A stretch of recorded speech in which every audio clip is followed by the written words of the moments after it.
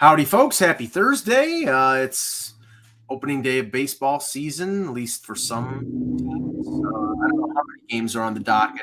I know the only opening day I'm concerned with is the Yankees, and that won't happen until I mean, the tomorrow. Mets play tonight as long as the rain holds off, Yeah, well, it doesn't seem that's holding off anywhere. But all right, we'll start with the pre-show. Go ahead, Russ. All right, so let's talk about the legacy of LeBron James. So the Lakers have been eliminated from the playoffs, and LeBron James has now missed the playoffs more times than Michael Jordan.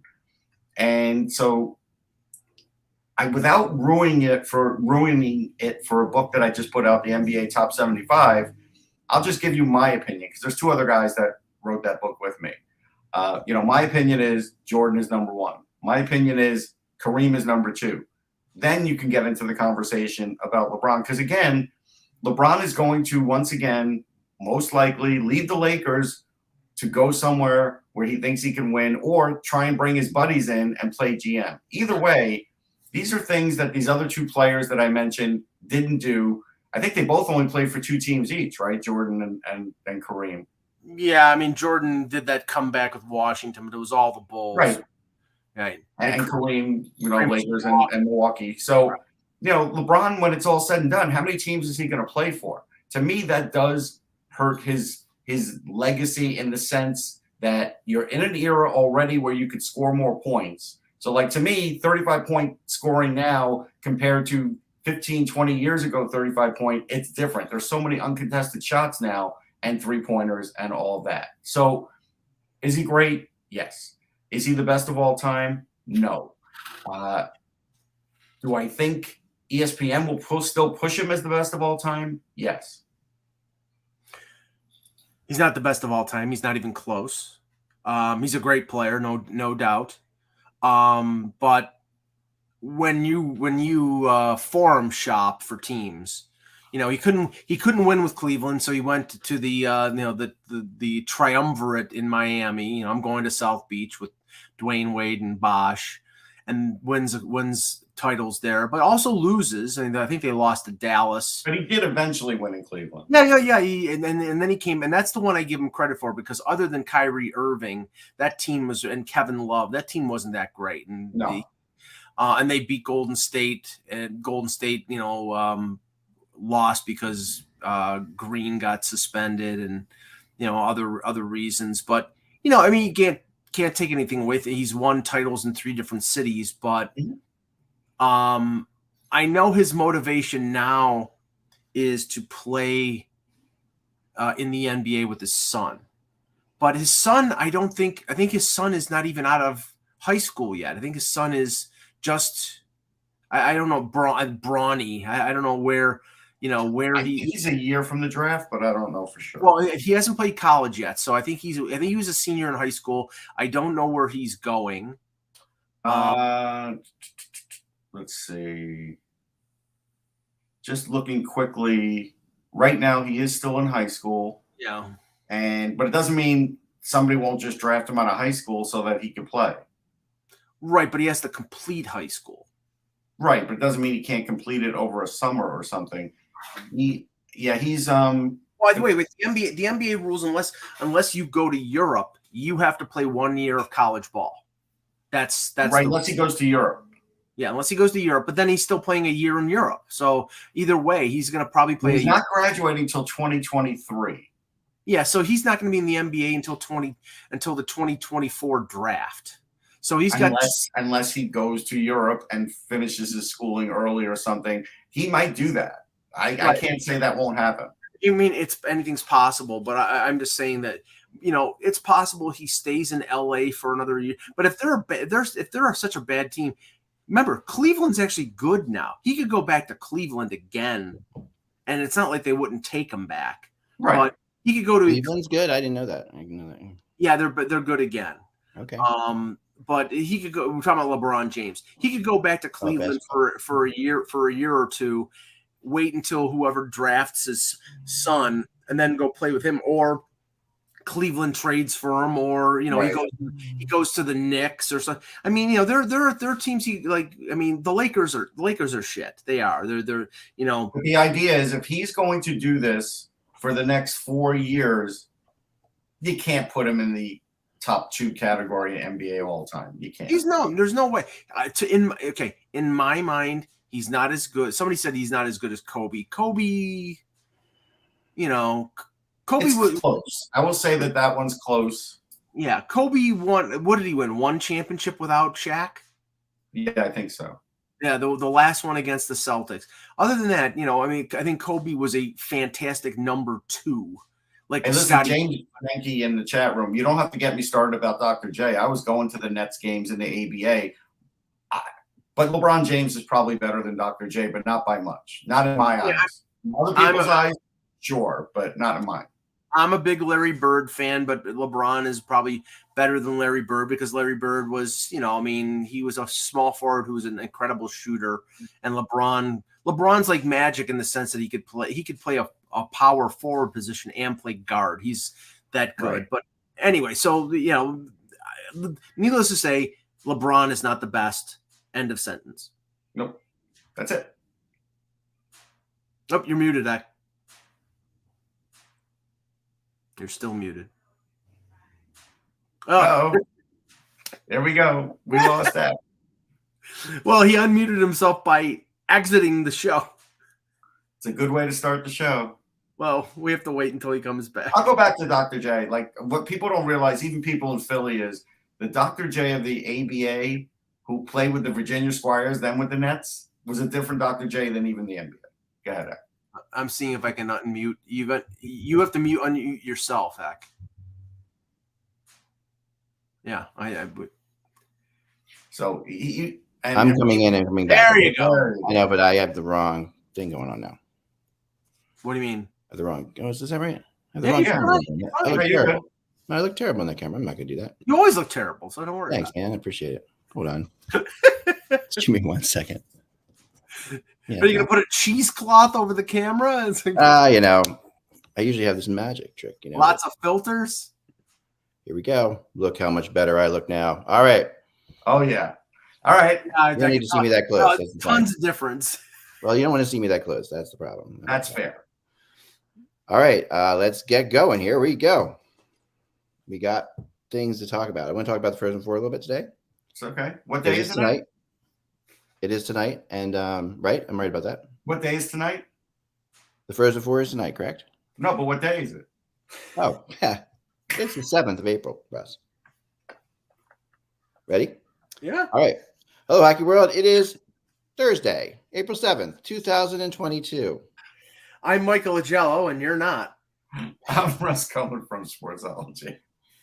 And I'm Eklund. And you're watching HockeyBuzzcast on HockeyBuzz.com. This is the podcast that comes every Monday through Friday to fill you in on the comings and goings in the hockey world. And Randy's telling me I killed YouTube. Randy, what do you mean by that? Is that a slow, subtle cut? It's not like video killed the radio star. It reminds me of that. Anyway, we'll get into all the games from last night, but I do want to talk about the Frozen Four because it is indeed tonight, right? There are 2 games. Well, just the first 2 games. The first 2 games. Well, yeah, of course. Saturday will be the big thing. The You're not going to play semifinal. all the games. Friday. What's today? Today's Thursday. It's not like it's not like a kids tournament. You're going to have you're going to play 1 game a day, and they're going to play tonight. And there are. It is a staggering number of NHL players that are in this thing. Or future NHL, they'll draft picks 42, right? 42 among the 4 teams, and then there's a couple guys that weren't even drafted. That like the goalie from the one team is apparently going to be And Ben Myers and big deal, right? Well, I don't know if it'll be a big deal. I mean, he's doing okay. You're talking about the Minnesota goalie because LaFontaine left during the year. I don't know if it'll be a big deal. I mean, isn't he like a Hobie Baker finalist? he is, but that doesn't mean he's going to be a big deal in the NHL. Like, I know, but not, still, somebody will give him a shot, right? I mean, that's like yeah, somebody will give him a shot. all right. So I don't know if that makes him a big deal. I'm we just have saying. players that are definitely. I want to talk about the players that are definitely coming into the NHL this year that we think, and because I think there's going to be at least 3 or 4 of them, right? Is that correct? Oh no, it'll be more than that. It'll be more than that, and then Russ, I want to know what you think the impacts are of these players. Because I mean, a lot of them are coming to teams that aren't in the playoffs, but some might be coming to teams that are in the playoffs, right?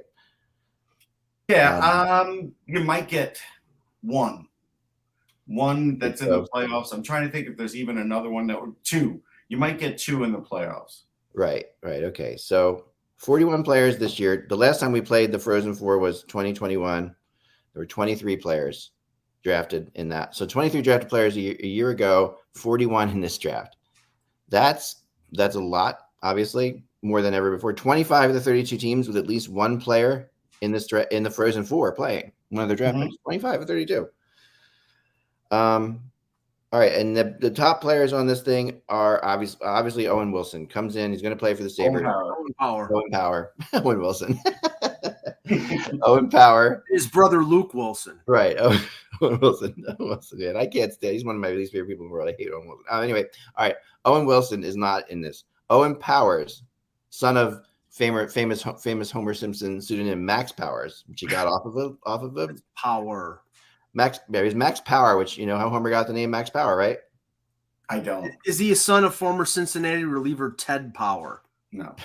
No. When Homer was asked, "How did you get the name Max Power?" he said, "I got it off of a blow dryer." Anyway, which I love. So Owen Powers is now Owen's going to come in. He's going to play for the Sabres, right, Russ? Yes. This year what do we expect from him? What are we going to see? I think they should bring him, put him in pair. I don't think any should ever want and to play in on there, but put him on the second. Who that means, you know, is Russ. Change your internet because it's locking up. Or is it mine? I got it. And Russ has got to change over his internet. That sometimes happens with him. I wasn't sure if it was mine, so I did a root connection. No. It's his. All right. So he's in the frozen zone. Mike, what do you think? Well, Buffalo, Buffalo, you're in Buffalo. Are they excited? Is this going to be a big deal? Well, yeah. I mean, I think that they're relieved just to get him in the fold. I mean, because there was always that fear that especially after he was drafted, immediately he was going back to Michigan, and there was always that fear that he was going to stay in Michigan for a few years and force a trade or something like that. But Buffalo has shown enough positive direction over the last couple months that I think Power, he wants to sign this year because he wants to burn the first year of his ELC, and he wants to get to restricted free agency earlier so he can make more money. And by signing before the end of the season, he gets a chance to play a couple weeks with the Sabres and sort of get the idea of what it's going to be like to be in the NHL next year. So he's definitely going to sign. But the list that we were talking about this with Kevin a few weeks ago about, and I think Kevin said there could be as many as 10 players just on Michigan alone that sign ELCs after the season. Yeah, I think it's going to be 10. I guess Luke Hughes will be up in the air. But Luke Hughes, if he comes in, you put him in also on the second pair for the Devils. You let him play out the string. That's fine. If you want to change up the pairings and you want to make sure he's on like Seaver, all the better. You got to put him with a veteran. So either way, however you want to do it, I think Hughes will come out, especially if they win. So Power is the best. Hughes is right up there. Matty Beniers is ready, so he'll go to Seattle. Who knows how he's going to get used? I mean, that's gonna be interesting. Brink is going to go. Brink is probably going to play for the Flyers this year. I heard that. Yeah, Brink will play, but he is not ready to be on the Flyers. He needs to play in the AHL next year because he needs to get physically stronger. But he's not a guy that will have an impact. They'll probably play him in the rest of the games because they're going to want to market the hell out of him. But that doesn't mean like he should be, even if he scores a couple goals, I still would put him in the AHL all next year because I want this kid to get stronger. I don't want to rush him. But Matty Beniers will have an impact. Like Matty Beniers, will be a Rookie of the Year candidate for next year. And remember all these guys will likely play because they want to burn the first year of the year. Yeah. So it also benefits the teams to see them, though, and it is something with these bad teams to give their fans something exting. I'm not saying that it doesn't. I'm just saying it's a benefit for the player in terms of getting money quicker, to burn off that first year of the ELC and get to the end of that contract because it's got limitations on how much you can make. And most of these players who are top rated, they're going to get signing bonuses. Now, I just want to say, just to give back an example, Like the difference between Owen Power and Bobby Brink, regardless if he led the NCAA scoring, is massive. Okay. So, you have to always put it into sort of some context. And I'm just trying to give that context too. Again, Beniers will be a star in the league. There's no question. Will he be a star next year? Maybe not. Might take him a little while. Dave Haxtell may hold him down on the third line. Dave Haxtell may want and he is very good two-way, and he is a good face-off guy, but maybe Haxtell overthinks it and doesn't put him in his center. Who knows? I mean, again, a lot of the times when these guys are coming out, it is incumbent on the team to play them the right way. Otherwise, you could have a problem. Like I was telling Mike, I think Brendan Brisson will come out, and I think Vegas will use him right away because they're desperate. I don't think they necessarily care what he is 3 years from now when they could use him now. And so I wonder who his agent is. Yeah. And so I just think, and he's a terrific kid, and he's really good. He's not going to play center. He'll play the wing somewhere, but they'll let him play out the string probably for the rest of the NHL season because he's cheap and he might get him some points and he could skate. But that still doesn't mean next year he should be a full-time NHLer. Like, so even if he plays in the playoffs, it doesn't mean that next year he should be a full-time NHLer. Like that's the dividing line on a lot of this. But anyhow, so Brendan Brisson, Pat Brisson's kid, I think will be another one. Kent Johnson, definitely for Columbus. I think, by next year, he'll be better than Jack Roslovic. I think Roslovic is he's sort of stuck in the mud a little bit. He's okay. But I just think Roslovic, when they were developing him, skipped too many steps. He never played enough games in college. He never played enough games in the AHL. And never, you know what I mean? So sometimes players need that extra development. He didn't get it. He skipped a bunch of steps. So Johnson is another one that does need to get physically stronger. Now, he has elite vision. He's a great skater. He can make plays. You put him with someone like Voracek, you could have some magic. But are you going to have him play in the NHL next year when he's not physically ready?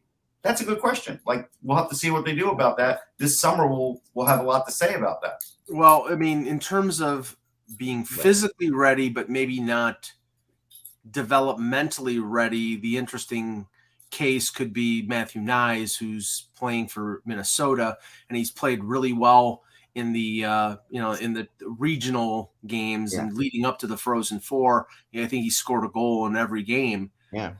He's a second-round pick of the Leafs. We know the Leafs are going to the playoffs. There has been talk. I know that Darren Drager mentioned a couple days ago that it's up in the air whether he's going to come back for his sophomore year or whether he's going to sign with the Leafs. Whereas Russ has said on the previous shows that he had heard that Nyes is going to sign and that the Leafs are basically following him around, ready to sign him on the dotted line as soon as the game is over. Now, can they play him in the playoffs, Mike? This is what I'm always confused. Right, they can play him right away. They can play him right away, but there used to be this rule that you had to sign. No. They can, not with. He's their prospect. So not with college players or something else. Yeah, they drafted him. Any free agent. No, he's not a free agent. He's not a free agent. Like the old East Tikkanen rule, which people are still like, that you can't just bring. No, I don't know whether an undrafted free agent like a Ben Myers can sign with the team. And I don't think he can. Well, he can sign with the team, but I don't know. He can sign with the team, but I don't think he can play in the playoffs. Right, that's what I'm saying. Right, I don't know about that, but I do know that Nyes was drafted by the Leafs at the draft. He's their property. If they sign him, he can play in the regular season and he can play in the playoffs. The question is, whether that's wise. The Leafs could definitely use a big, tough winger, and he seems to be that type of player. But developmentally, he's still pretty raw. I mean, he played well at the Olympics. He's played well for Minnesota. He's a big kid, 6'4". He seems to have a touch around the net. But do you really want to put him in a position where, because right now I think there's sort of a gaping hole on the left side with Tavares, and right now they're not playing Nylander, they're playing Mikheyev and Kerfoot. That Nyes could fit in if they think he's ready for that, to fit in that role. I personally don't want to do it. I think there's the biggest risk of misuse is by the Leafs here if they just sort of get carried away. We got to remember Kreider was 2 years younger when Kreider came in, so don't use that as an example because Kreider was 2 years older. Now, what they might do, Russ, is they may sign him, play him in the regular season, and then the valuable having the Leafs have a history of having their players come in, signing them to contracts, and it being around the team during. Yeah, they make him a black ace, and he follows them around for the playoffs. And I saw that at the Marlies level, and I've seen that at the Leaf level, and I'm okay with that. If they do that, that's best. Or you make him a black ace, you have some injuries, you want to throw the kid in there for a playoff game, fine. But I'm just saying, don't have the expectation that he's going to actually fill a role for you in the playoffs and get you to the next round, because I think that's too much. He's a really good player, but he needs some time. He's going to come out, though, because the Leafs are going to sign him, and that's fine. The only consideration that you could make in terms of him not signing now is Nick Aberzies, who signed a couple of weeks ago, had to sign a deal without bonuses. He signed a deal for, I think it was $850,000, and the minor league salary was like 70 with no performance bonuses. And the reason that that was important to Toronto is because the bonus overage limits them on the cap going forward. So if he's signed with bonuses, and Nyes, he's a second round pick, so he can't exactly demand like a first round pick money. But a lot of these guys who are sought after college guys want bonuses, performance bonuses. So that might hold him back a year until the Leafs would have. But I think if there's an opportunity for him to turn pro and make money, he's going to turn pro and make money. Yeah, no, I do.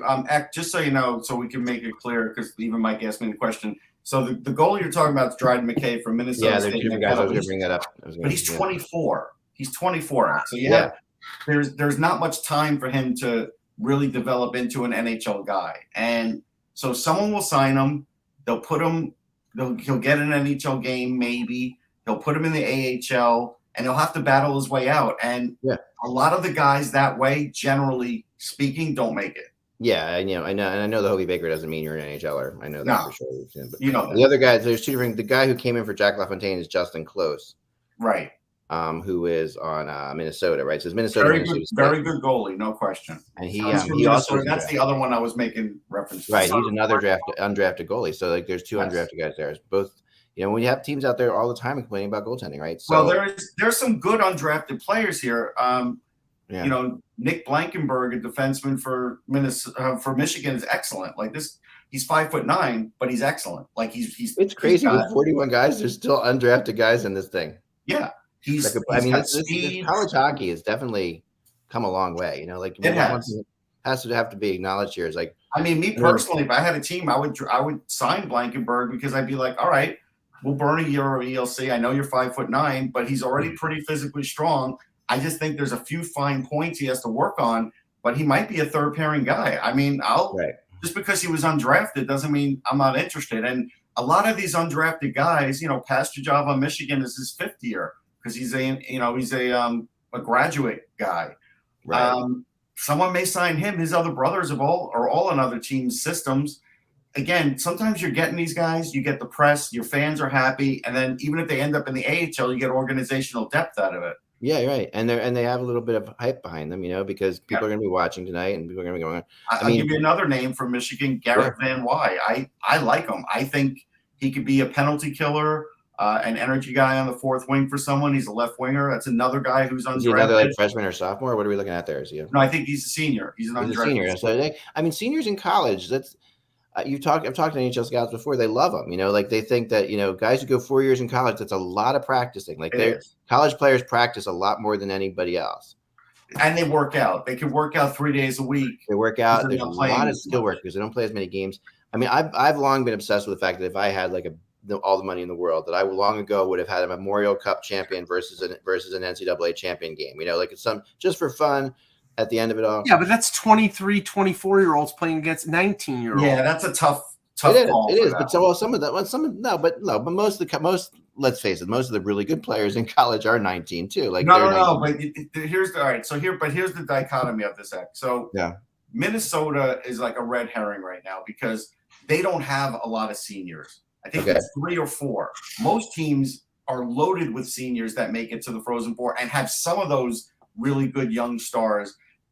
Michigan's the opposite. That's why at the beginning of the year, when I said I really do think they could win it all, there were some hardened hockey people that, college hockey like people they're that too were young, sort of right? Yeah. bristling because it's like it's never really been done before. It's only been done a couple of times that way, and it generally goes against the grain. So right now, again, if Matty Beniers would have played 2 years ago for Harvard because there wasn't a pandemic, would they still be a Frozen Four team? Maybe, but Matty Beniers was a hell of a get considering he couldn't play for Harvard and then he transferred to Michigan. Like, you got to remember, there's weird things that sort of made this team happen. But look, John Beecher for the Bruins, I mean, he's really good. Yeah.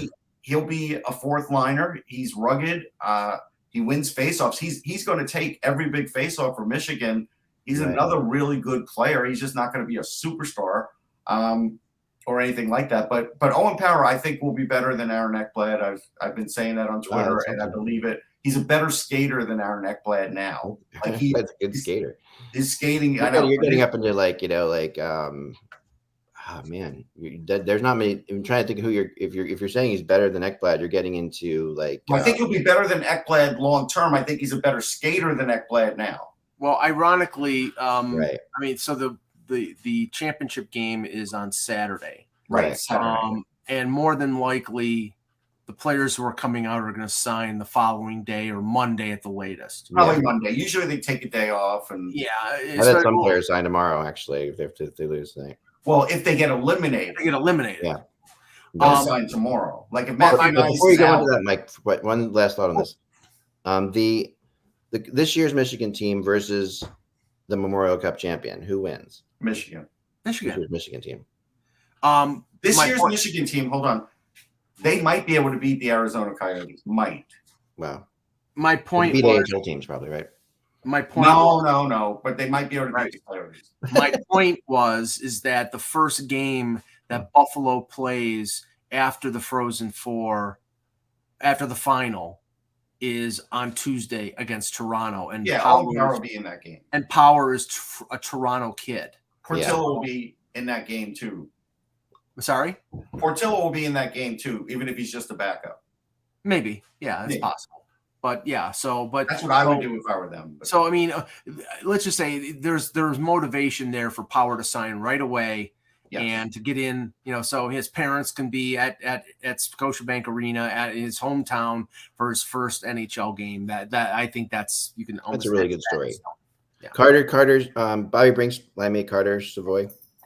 Yeah, Carter Savoy. So he's really good. I think he's going to come out. That's an Edmonton prospect. Could he play right away? Maybe, but I don't think their coach will do that. So I think maybe he gets in his game or two, burns it, and then goes to the Condors. But he's really good. His brother Matthew is going to be a top 3 or 4 pick this year's draft. So, but Carter's good too. Really good player, goal scorer. But I don't know if they're going to give him a chance to impact the lineup in Edmonton. That's the only thing. Yeah, that's a big. He's not a goalie. He's not a goalie. Right. If he was, we'd be looking at something. All right, let's talk a little bit about last night's games for a second.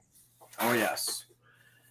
Okay, so this is a really bad game for the Vegas Golden Knights. I was waiting. Well, no, you had the good thing for the Islanders took a big hit last night, but their Islanders' chances took a big hit last night with the Capitals beating the Tampa Bay Lightning. But like we talked about, I watched that game. We should talk about that. Yeah, it was an interesting game, but to at home get dominated by the Canucks. I mean, 5-1 at home with the playoffs on the line. That's a blow. I mean, that's like a serious blow. Because the Canucks obviously needing to win this game, and Canucks keeping their slim chances alive. But not that slim. I mean, it's like, now they are 6 points behind the playoff spot. The Canucks are, and they've got some games at hand too. So the Canucks have a 1.4% chance of making the playoffs. Well, that whole thing. I mean, that thing is always wrong. But yeah, I mean, the chances are, 1.4. With one more win of theirs and one more loss of that's 80-1. That's it goes up to 2.1. It's not going up that much more. It's not that many games left.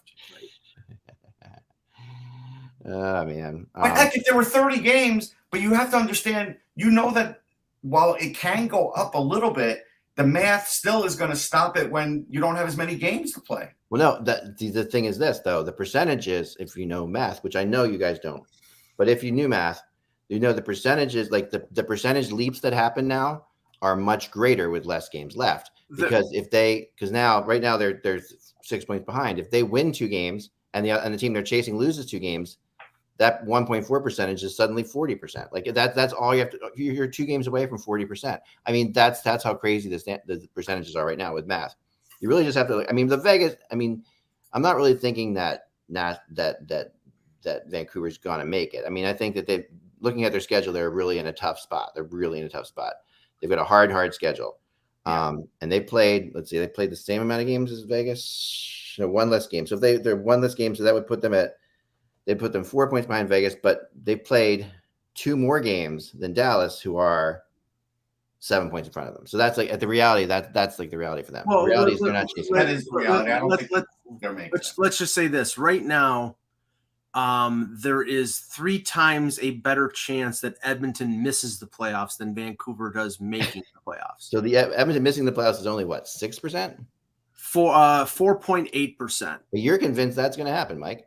Right, but I have 3 times better of a chance of that happening than Vancouver. So there's still 94% chance I know that Edmonton's going to make the playoffs. I know. Listen. These things I've followed these. The reason I do the way I do, and it's going to be coming out next week, which is very late in the game. But we've had all kinds of things going on personally here. But my projected standings, which my wife and I are like 2/3 of the way through because she's the mathematician. But the reason I do it is because the percentage game that they play on those sites that have the percentage of them making it just don't include so many factors that are easy to include. Like they're just based on, they're not based on schedule. They're not based on if they're playing at home. They're not based on injuries. They're not based on all these things. So to me, the percentages are interesting, and they're the kind of statistically a lot of Corsi stats that like it's great if you want to use it to your advantage. If you don't want to, like you're doing, Mike, like you're saying, Edmonton's got a 3 times more greater chance. I mean, the reality is Edmonton not to make the playoffs now would be absolutely disastrous. Like they're at the point where they are, disastrous. And I'm preparing my marshmallows for the weenie roast. Yeah, but Mike, at the same time that you say that, and I think Edmonton's going to make playoffs.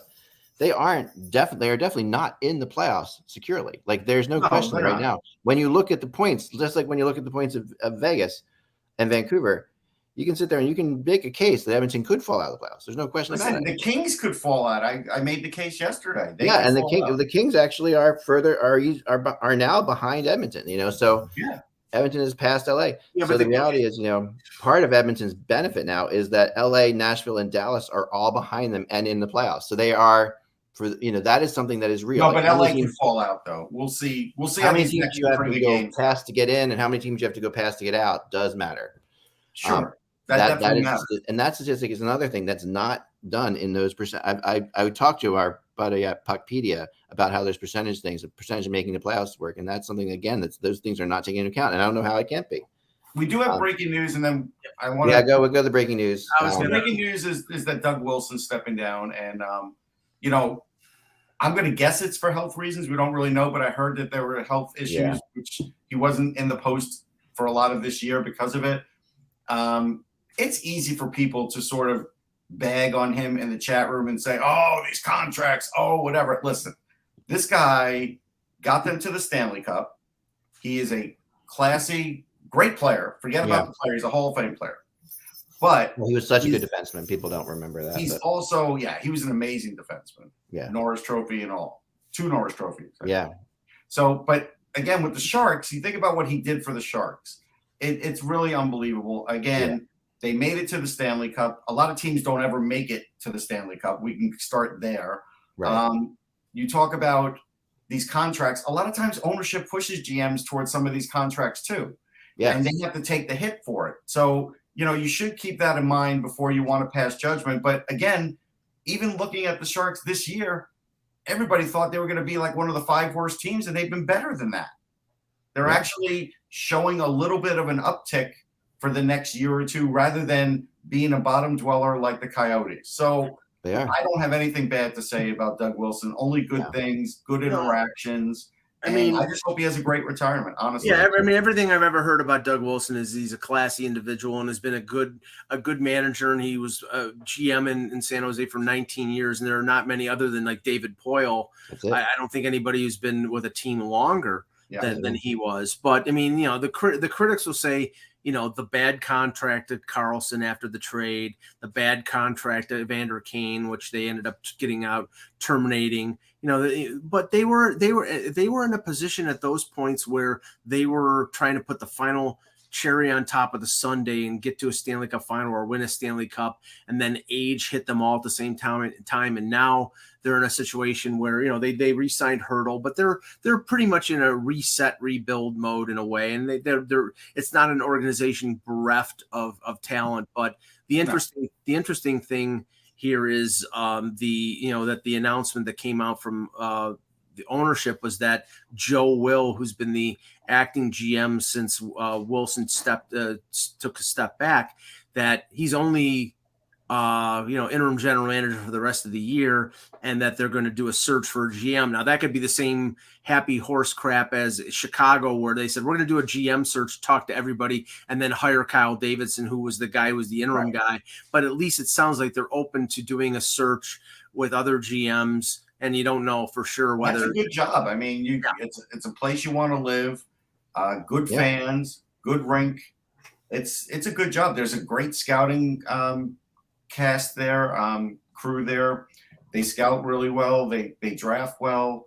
It's not going to take them that long. They just have to get a little bit out of the cap hell that they're in, and I don't think they're that far away from being contenders again. But it's going to be a few years, and again. But the other thing that Mike and I were talking about offline that we sort of got into the other day, but not fully with Vegas is, so there is an interesting thing, and we brought it up the day that it happened, that we heard about the Eichel stuff. It's not so much Eichel, but it's his salary that has really caused all this mayhem for the Vegas Golden Knights. Yeah. And because anything that you can come up with, if you want Stone in there, Stone would be in there if Eichel wasn't there. If Mike wants, that Dadonov trade not to happen, or whatever, it wouldn't have even been made if he was there. So if he wasn't there. But you know what? After we had our discussion, I did look it up. Eichel's got 10 goals in 24 games. That's pretty. I'm not saying he's doing poorly, but I'm saying the contract. Yeah. Put them over the top. Right, and that's why they needed to make that Dadonov move, and they couldn't make it. And then once that was the case, then they weren't going to be able to bring back Stone off of LTIR, and that might in the end hurt them, because now the thing is, the question they asked Russ is what are you better off with, 100% of Dadonov or 80% of Mark Stone? And more, I would think probably 80% of Mark Stone is more valuable. We all would say that. There's no question. There's no question McCrimmon with Foley, that combination may not last much longer. And if they don't make the playoffs, you want to talk about disastrous, it could be disastrous for them. Oh yeah, no, that was the whole point of the, me saying before that if Stone doesn't return, that they were in trouble. And it was an obvious thing to say, but the reality was that me saying that was that this Eichel decision did cause this. I mean, and we've seen teams always find a way to work it out. In my opinion, Vegas got over top of their skis too much, and they thought to themselves, "That's a good way to say it." You know what I mean? And they said, okay, Tampa did it with Kucherov. They're not Tampa, and I think they felt like they acted like they were. And that entitlement to me. Oh, go ahead. That entitlement to me was what pissed me off about Vegas, and that's and that got me on this Vegas not gonna make the playoffs bin, because it was really like they were acting around the league, and I was hearing from other people that they were just, it's going to be fine, and it's not. And it's not. Yeah, I'm curious because you brought up, that was a really good analogy. Mike, have you ever skied? No, for good reason. Because I'd probably end up like Sonny Bono. I went skiing a lot. I did go skiing a lot when I was younger, and I probably stopped skiing when I was about 17. But I like skiing, but that's good. There was a good turn of a phrase there. But this is bad because, look, they don't have a good farm system. Yeah. Development for them has been bad. They've traded most anybody that's been developing. And next year, I don't know how much cap space they have. I haven't looked.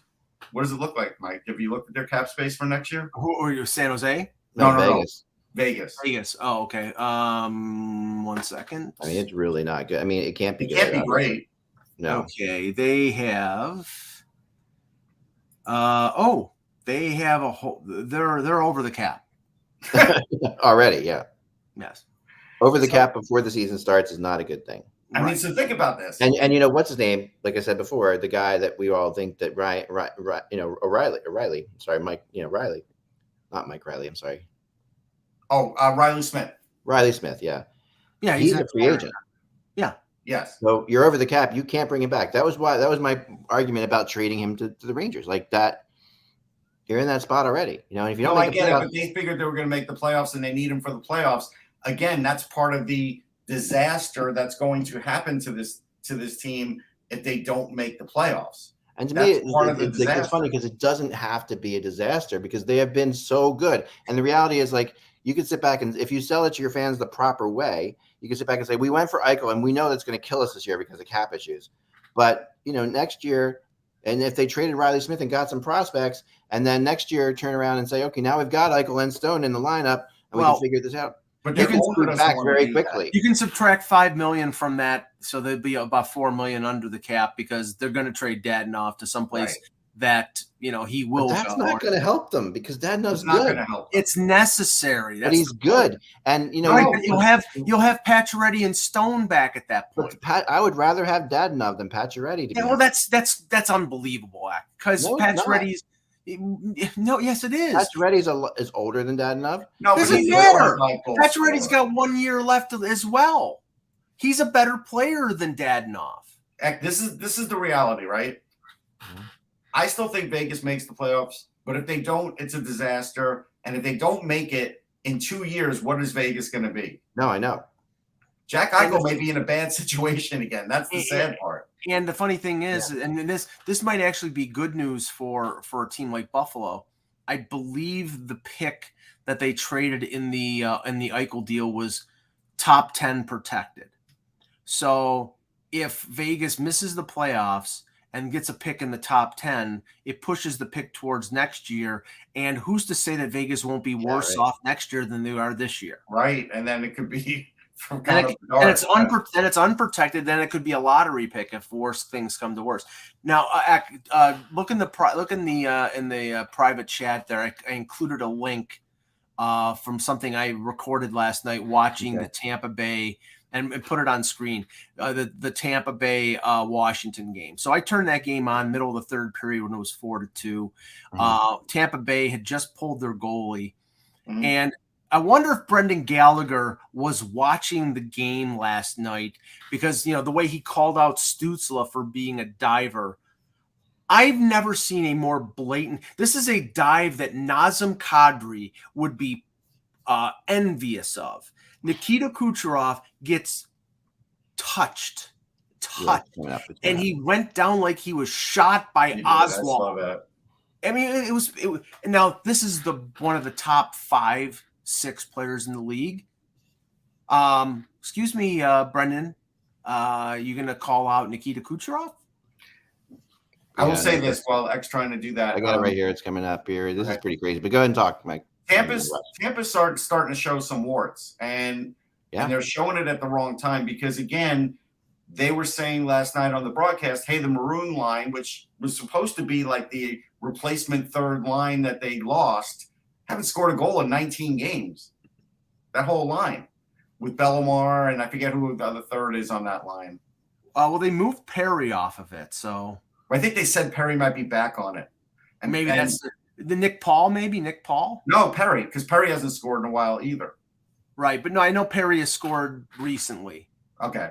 But I think maybe Nick Paul is on that line. So maybe it's Nick Paul, but guys haven't scored in like 19 games on that line. It's not coming up, Ek? No, you know how this sometimes we'll let you share, sometimes we won't let you share. I was trying. Yeah, you did the right way. I mean, I can do it, but give me a second. But anyhow, it is ridiculous, and there is an issue here for Tampa because that third line that did so much for them with Gaudreau and everything else, it's all broken up, and so now they're like a lot of other teams. Their top two lines are great. Their bottom six is good, not great. And their goaltending is great. And their defense is very good, but it's not very good every game without Ryan McDonough. And if he comes back and he's banged up, it's going to be really hard for them to reach. I haven't heard an update on McDonough. Trifecta there. I haven't heard an update on McDonough, but I was assuming that he would be back before. I know we're all assuming, but it's getting a little late. Right. I might get knocked out a second if I do. I apologize. I'm going to try and get. Well, don't worry about it. I got it. But no, I mean, right. I mean, so Tampa loses to Washington right now, which I mean, and Boston losing to Detroit a couple nights ago. I mean, if Toronto beats Dallas tonight, and they're starting Scott Wedgwood in goal instead of Ottinger, because I'm assuming there's I haven't looked at Dallas's schedule, but I'm assuming there's probably they're playing back-to-back nights, and the game that's going to be on Friday is probably more important than the game that they're playing against the Leafs. Well, Mike, here's the thing. So Cooper said on March 24th, after McDonough blocked the shot and went to the tunnel, that it didn't look good. And he hasn't come back since. Yeah, that's a big loss. And when was that, Russ? March 24th. So the end of the regular season is about 5 weeks after that. I mean, if it's blocking a shot, it probably – okay, here you go. Here we go. So here's the I mean, it was – I laughed out loud. It was just so unbelievable. And it was Dowd that was the guy who got called for the penalty. I want to know when you're hit from behind why your stick goes into the air. Like that. Right. Like, you would be trying – if you're hit from behind and you're surprised by it, you're going to brace yourself with your hands. Dowd didn't even use two hands. But you can't brace yourself with your hands if you throw your stick up in the air. So he's lucky he didn't get called for a high sticking penalty just here, because he came close to hitting this guy. Michael Cohen brings up a good point that was brought up on the panel on TNT, and that is, Andre Vasilevsky is going to play 60 games again. And in this era, it's a lot, especially when you've won 2 cups and have had extended seasons year after year. So is this because Vasilevsky wants to? Is this because they know what Brian Elliott is? What is it? It's a good question. Well, I mean, Brian Elliott is, I think he's making $750,000. So he's been perfect. He's been fine. But the idea is he hasn't been fine if he's playing all these games. Like, this is where you're supposed to take the reins off. This is when you're supposed to ease up on Vasilevsky and have him miss every other game leading into the playoffs so he gets a break. I mean, Brian Elliott's played 14 games.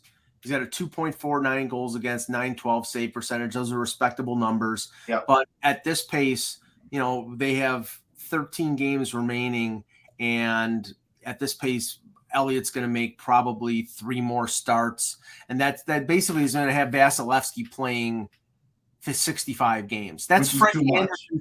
That's Freddie Anderson Toronto territory. It is too much. It is. Yeah. So now, if I were them, I would play Elliott more. Me too. Down the stretch and give Vasilevsky a little bit of a race, because he's going to be in for every minute of every playoff game. Right. Every minute. Absolutely. Yeah, Elliott's got the best seats in the house for the playoffs. There's no question. So to me, you got to play him more now. And I don't know if they play him 65 games. That's a recipe for a disaster there. He's one of those goalies that loves to play all the time. I know. He's got that Yeah, but sometimes you have to protect those goalies against themselves. It's like the Marc-Andre Fleury. Remember Javi Bulin? What did he play? 72 games one year? Yeah. Yeah, he did. I mean, no, you're right. You're right. It's definitely. You don't want to do that anymore. You do not want to do that. No, it doesn't work in this day and age for sure. No. I mean, it's something to look out for. Something else that I saw yesterday that you and I both knew was going to happen, and that is Carrie Price is now traveling with the Canadians on the road trip. And that means he's eventually getting in there. He's probably going to start practicing with the team. And he probably didn't want to practice with the team in Montreal because that would be covered every second of the practice. But they made sure to specify, Russ. I think they're on a 2-game road trip. They're playing in Toronto on Saturday, and they've made sure that they specified that he is not playing either one of the games on the 2-game road trip. Well, of course he's not playing. Will he practice? I bet you he will.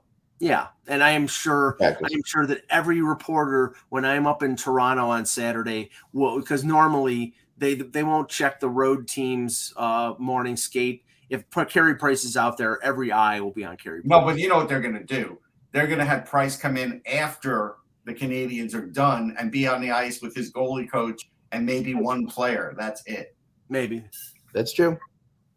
They're going to make you. They're going to. If you're a reporter, they're going to make you miss covering the Leafs because you need to watch Carey Price now. That's what they're going to do. No, right. I'll just ignore Carey Price. That's not why I'm there. Now, I mean, to me, it's a lot. He's got to kind of do it because essentially, you know, when you're looking at it, it's like if they're going to trade him, right? People need to see him play.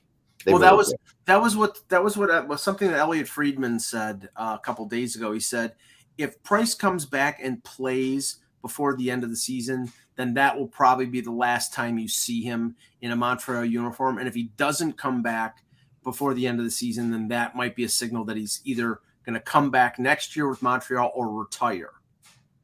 Yeah. And, you know, retire not in the sense that he'll be under contract like Shea Weber. He could be a deal that gets traded to somebody to, you know, where doesn't have a chance to play anymore because of injury, but that they might move. You know, there you go, Minnesota. There you go, Vegas. There might be the move back. They trade Carey Price to Vegas for the $10 million LTIR. That's not a bad thing. I mean, but I think Carey Price is playing. I disagree. I'm saying only if he says he's retiring. I know, but I don't think he's going to say he's retiring. Yeah, I'd be surprised if he said he's retiring. I'm with Russ on that. I agree. Now, the interesting thing here, and again, you know, the landscape changes with every day. Right now, Tampa Bay is in the first wild card spot. Yeah. And I'm sure that's not great news to the Carolina Hurricanes, who would be the team that they would face in the first round. But Carolina is only 2 points ahead of the Rangers, Ross, even though the Rangers have played one more game. Yeah. I mean, I don't think the Rangers are necessarily going to catch him because Gallant's been like fooling around with the lineup. He put in Gauthier for the first time in like 21 games recently. And I think they're trying to find some stuff out. But one of our friends, Julie Stewart-Banks, she did she's been doing some work with SNY. And I love the way she turned the phrase the other day because she was like, hey, look at this. They put Justin Braun in and he played the left side. And, you know, how many times did I have to bring it up and Eck have to bring it up on this show that we knew he could play the left side, and he's been doing it previously, not with the Flyers, but with other, you know, with San Jose. And I think they're finally figuring out that they need to have Braun in over Nemeth, I think. It's such a silly thing, this whole. I mean, a guy like Braun who's been playing in the NHL forever, you know, like he can definitely. I know. But that was the first time they played him on the left side. The first time they were scratching him before that. I know. I don't get it. I mean, listen, the Rangers are in. I mean, they could very easily win the division. You know, they really could. I mean, the reality is Carolina. I don't think they're pushing for that.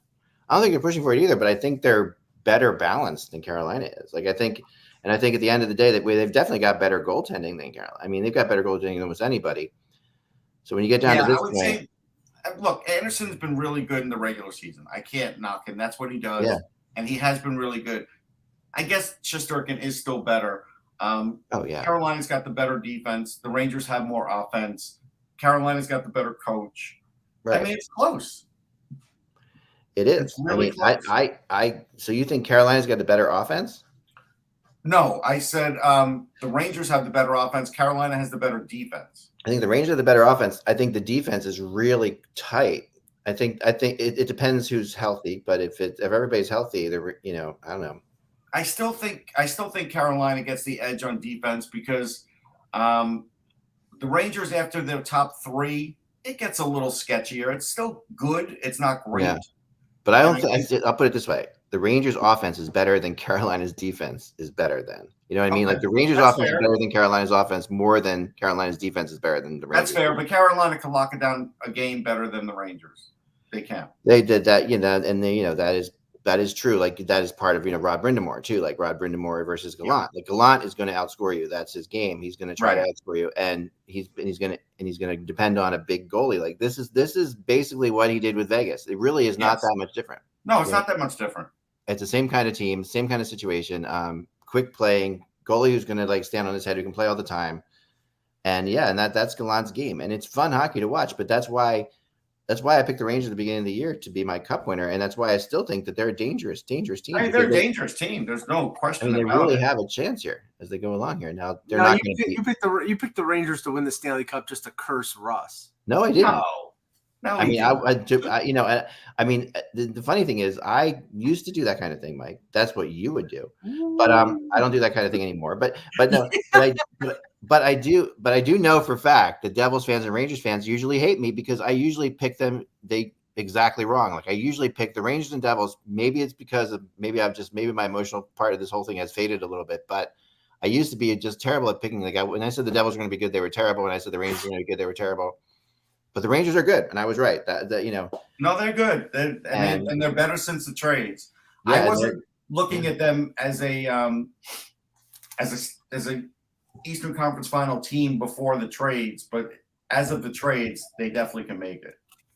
It is. I mean, and like we said, like when we talked about all 8 teams yesterday in the East being good. I mean, we saw it last night with Washington, right? That Tampa. I mean, You're right that Tampa, and we talked about Tampa's inability to play against the 7 other teams. It's really been bad, So Tampa, I think to think Tampa's going to three-peat would be pretty surprising, honestly. Like watching them play right now, they could. I want to bring something up here, Eric. Yeah. So Alexander goes, I like how Russ never shows that he's a Ranger fan on the show. Look, I'm in the media. Everybody in the media was a fan of somebody. When I grew up, I was a fan of the Rangers. I don't know how many times I would need to say it. I don't know how many books I would need to write. Like it's just, I don't think I've ever hidden it. Yeah, you never. I'm Kevin Allen and I have this fight all the time because I sit there and I say every sports fan is a fan of a team, Right. And I said, it's hard to get around that you grew up with something. But what I have found is this with the Flyers, at least, which I grew up, I went to see, my parents had season tickets from 6 years old. So I've been going to every Flyers. I went to every Flyers game for a really long time before I was in the press box even, So It's like, so here's the thing, what I found in the media, becoming a media person, I think you'll agree with this, Russ. But maybe you too, Mike, because this is like something that really is like apps. But Russ has been in it a long, long time now. Is that when you're a fan of a team and you cover that team, you either become a big fan or an absolute hater of that team. I go harder on the Flyers than anybody else. Mike, you definitely go harder on the Leafs, but it's you also when they're doing well, you're like, oh, I'm not a hater of them. I'm critical of them. You're critical, but I get more. I dislike them more. There's not a team I dislike in the league right now more than the Flyers, and I can be honest about that. I'm frustrated by it. I think it's ridiculous. I think there shouldn't be there, and So I'm not watching Flyers games. A lot of what you're saying is actually true. When the one time, and again, but we're professional about it because we're writers, and and that's the whole thing. But I will tell you, the one time it came to fruition was the 2000 World Series. The 2000 World Series, when it was the Yankees versus the Mets, every columnist in New York picked their team. They said, you know what? This was my team growing up. I'm letting you know that now. And that's what this column's going to be about, because they couldn't overlook it at that point. You can't at the end of the day. And I think Kevin can. And that's what I'm really impressed by, because we've had this discussion. I'm like, listen, I can't. When the Flyers are in these Stanley Cup Finals, and I'm covering the Stanley Cup Finals, I cannot sit there and tell you that I'm not a fan of the Flyers and that I'm not pulling for the Flyers to win. Right. In my heart, that's still there. But right now, I like when they're bad, I really drop off of them in a big, big way. Yeah. Now, also, Terry said something interesting. Because I'm a prospect guy, I do want prospects of all teams to do well. It doesn't matter that I grew up hating the Devils. How much did I push for Jack Hughes to be a big star because I knew he could be a big star? Once you meet people, like when you're working this thing and you meet people, once you meet Jack Hughes, you want Jack Hughes to do well. Yeah. Like once I met Patrick Kane, I wanted Patrick Kane to do well. Like there's players that I became fans of that when Danny Briere was in Philly, I became a fan of his, and then when he goes on to play other places, I was still a fan. You become fans of. We definitely in the media we become fans of players more than teams. That is definitely something that ends up happening because you see the faults in the teams. You see where the teams make mistakes. You see the bad coaching. You see all that stuff. But you still root for the players. Like when I go to a game, I'm rooting for certain players. I'm rooting for Giroux now in Florida. I'm enjoying watching that. I'm rooting for. When I'm doing these organizational lists for all these different teams, I'm rooting for all these prospects to make it. I know they all won't. Right. You want to I see them want do them well to. because you've seen the personal aspect of them, you've seen the human Yeah. side of them, and you know what they put into this to get to Yes. where they've gotten to. And when you meet that person as a person, it's hard to like not want that person to succeed. Just Agree. it's way too much. So that is definitely the case. But what I think is interesting, that what I'm trying to say, to me, I find interesting is how much with the Flyers being so terrible this year, how much I've fallen off of them. And part of that is like, I think I call it the privilege of being a sports writer almost. Like, it's like, okay, I don't have to cover them. They're not a story. Right. So I don't really have to watch their games. Like I can watch, and I often do believe, and this is something that I think is also true, that I enjoy the playoffs more when my team's not in it. That's interesting. What was that? I said that's interesting because what you're basically saying is the heat is off of you as far as acting a little crazy or having stress. Yeah, the stress is gone, and then you can sit back and just enjoy the spectacle it is the Stanley Cup playoffs, Right. which is a phenomenal thing. Like all these overtime games and all this stuff that's happening and all that is beautiful, beautiful, wonderful thing. When your team's in it, it's like it adds a little bit of level of stress to it. I guess that means by the second week of May, I'll be really enjoying the playoffs. Like, yeah, you've enjoyed the playoffs the last several seasons. But yeah, Mike, if you only picked up golf, I mean, you have the best schedule of everybody because you know when your team's going to be out of it. Yeah. Someone sent me an idea for a T-shirt the other day based on our show yesterday. I'll leave you on this thought, Mike. First, I'll end up like Sonny Bono running into a tree, and then I'll get hit by a lightning bolt like Stephen Boyd, the actor. died on Caddyshack. Yeah, it was basically like the Reverend. Yes. If you think Mike should get therapy, go to patreon.com/hockey. And help support the show because we can definitely get you through. We can help Mike get through this situation. Because we love Mike. We don't want to see this negative person all the time. It's going to be a fun playoffs. So anyway, but playing Montreal last year, that was nightmarish. Okay, so listen, any team that gets knocked out this year, it's in the Eastern Conference, it's just like, oh well, because these are really good teams. No, but I want to put that in perspective. Like we jabbed Mike, right? But the other day I was writing, and you have always had things on in the background. So there was the Don Mattingly bio in the background, and the guy made the playoffs once in his career, and he was really hurt. Like if they didn't stop playing in 94, 95 and have the replacement players and not have the World Series, he would have actually just retired. But he wanted to give it one more go, right? So the guy gives it one more go. He doesn't go far in the playoffs. They're out after the wild card. And that's it for his career. Does that make him a loser because he never made it to the World Series? No. And the next year they won the World Series. So without Buck Showalter, who's the Mets manager. But I'm going to push that aside. Like Ray Bork. I mean, you just mentioned it prominently, but I'm going to push it to the side. It's like, the league. No, but you know what I'm saying? I'm going to push that to the side. There's so many players that have that in their career in every sport, and it's like you can't pin it on a team. Like, they're not going to win the Stanley Cup every year, and sometimes the playoffs are a juggernaut. The playoffs are tough, and to me, the playoffs as a fan change. The stress of each round gets less, and I don't know why that is, but to me that's something like getting out of the first round is a big deal, and that's what like Toronto has dealt with, and all that stuff. But in general, it's a big deal. No. In general, it's a big deal. Like I remember as a fan really, really wanting my team to win a round, like just to play the second round. And if they lose in the second round, I'm much better with it. Yeah, I'm much better with it because I realize at that point now you're down to like only 8 teams or whatever, and it's like that makes that's. But winning that first round, until you do, that pressure on teams like what Toronto is going through is very real because it's a mental block. It is. Yeah, until you get through that first round, it is hard.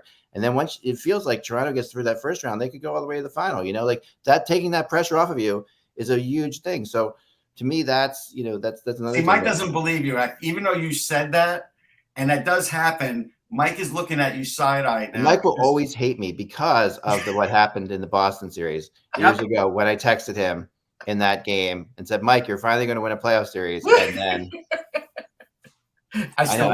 and what was my response? There's a lot of explicitives I can't say on the air right now. No. 2 words. Not yet. And then the collapse happened, and I'm like, And The X said, unbelievable amount we talk about luck, like Kevin said yesterday, the bad luck that happened in that game. I mean, you can sit there and put it on the Leafs as being as croaking, but the bad luck that happened for the Leafs to lose that game, and the good luck that happened for the Bruins to lose that game, win that game, are very real. Like that is like, and it just felt. And that's why the game it was a regular season game, but that's why the game on Monday, right, on Tuesday, excuse me, was a warning sign because the same thing happened. I mean, it was 5-1. Too many men on the ice.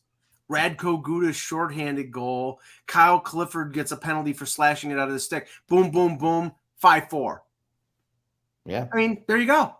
Yeah. And then the game was over with. And I was like, so, I mean, they got a point out of it, but until they do it, nobody in the GTA will friggin' believe that this team will win a first-round series. No one. Because that stress of like failing in the playoffs is now so real.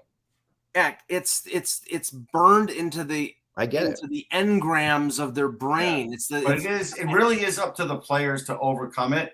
Yes. And I do feel like and it's not with all the players on that team, but I do feel like there is a little bit of a mental block there. Oh, there is no question. It doesn't matter how many people were around for the other things. It's like, because the energy in that building will be the way it is. Like, you can't tell the fans this isn't the same team as before. Like, the fans are watching the same team play. They're watching the blue and white Maple Leafs play, and that's no matter how. Come on now, hey, no matter how much you sit there and tell the fans that this isn't the same team. Your dog doesn't believe the line that you're playing.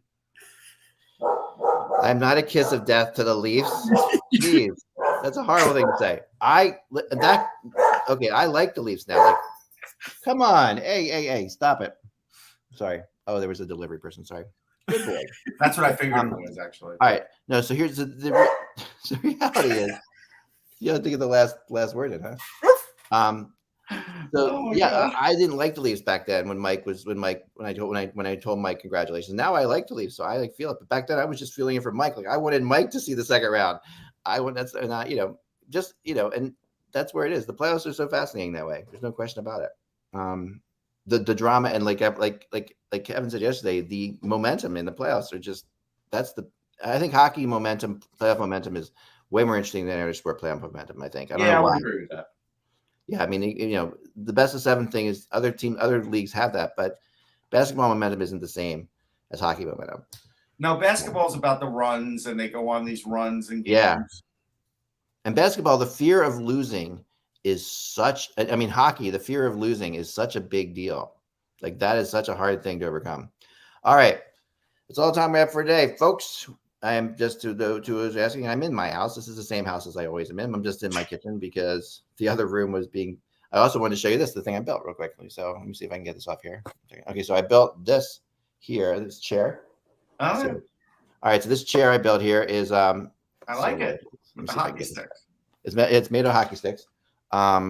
It's so you see, like, I took some goalie sticks for the side and then took other hockey sticks and cut them up. And it's like one of those they call them Long Island chairs. What are they called? They're called it's just mission chairs. They're called Adirondack chairs. Adirondack, I guess I'm thinking of Adirondack chairs. Yeah, they're kind of cool. That's nice. You did a good job. Thanks. Yeah, I have another one. I cut the sticks up to make 2 of them and an ottoman. So there you go. All right. That's it. That's all the time we have for today. Enjoy the Final Four tonight. Remember, without the buzz, it is just hockey. Frozen Four. We will talk to you